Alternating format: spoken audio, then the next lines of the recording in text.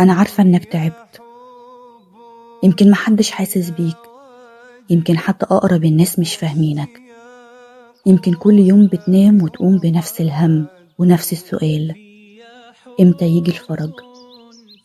بس اسمعني، لو الدنيا قفلت كلها، في باب واحد عمر ما بيتقفل، باب ربنا. يمكن تبان قدامك الطرق مظلمة، بس فوقك سما مفتوحة ما بتتقفلش.